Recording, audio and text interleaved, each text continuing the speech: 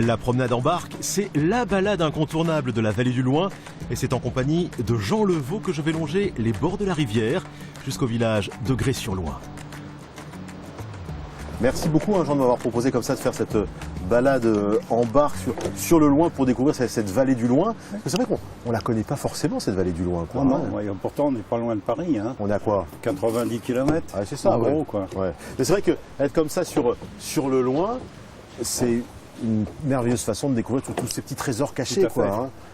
Il y a un côté nature sauvage et puis il y a un côté, disons, assez pittoresque des maisons qui ont été construites tout le long du Loing avec des belles maisons là, dites donc. Ah, ouais, ça c'est vraiment un privilège d'être là.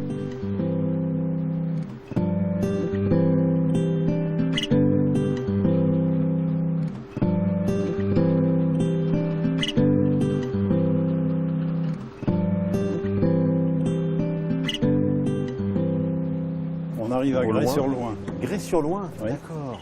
Le nom de Grès vient des grès de la forêt de Fontainebleau. Ah d'accord. Parce qu'en forêt de Fontainebleau, au 19e siècle, début du 20e, il y avait énormément de tailleurs de pierre. Et on a fourni à travers ces carrières les pavés de Paris. Ce que j'aime à Grès, c'est j'entends le silence. Ah oui, c'est vrai que c'est d'un paisible, parce que là, ici, il n'y a aucune navigation à moteur, hein, on est d'accord? Aucune. C'est que la force des biscottos. Absolument. Hein. Et si on ne fait pas trop de bruit, de temps en temps, on peut voir un chevreuil en train de boire au bord du Loing. Ça, c'est formidable. Ou un sanglier. Ah, j'allais dire, en voilà un de cerf, mais non, c'est une statue. Je me suis fait avoir. Je me suis dit, ça y est, on va voir un cerf.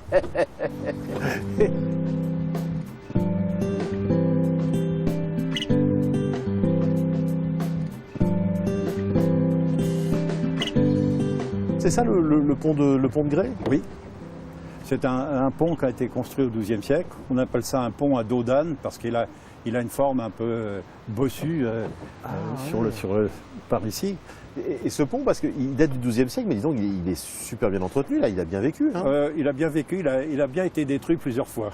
Ah. Le dernier avatar du pont, c'est en août 1944.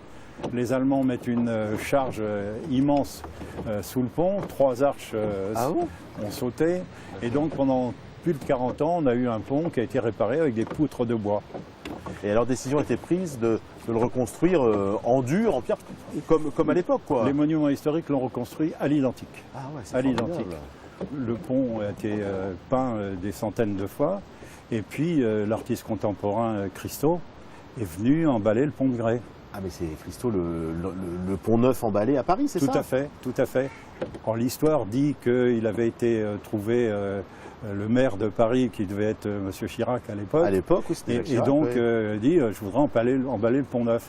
Et on lui avait dit, quand vous aurez quelque chose à nous montrer, on examinera votre dossier. Et donc, il a emballé le pont de Grès. D'accord. Et c'est comme ça qu'il a convaincu Jacques Chirac et la ville de Paris. Voilà. Ah bah dites donc. C'était en quoi, en 1980? 1985. 85. 85. Ça, ouais. La tour là qu'on voit, c'est quoi? C'est un ancien donjon? C'est un château fort? C'est un ancien château. C'est un château carré avec 4 tours. Et c'est là où Louise de Savoie, la mère de François Ier, est venue mourir, malheureusement. Ah d'accord. Ça c'est donc on est en 1530 et quelques. 37, si mes souvenirs sont exacts. Ouais.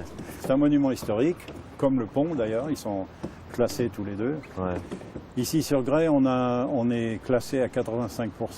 Ah oui, donc avec les monuments historiques. Zone protégée. Donc on est en zone protégée, on est en zone Natura 2000 avec le Loing. Ouais.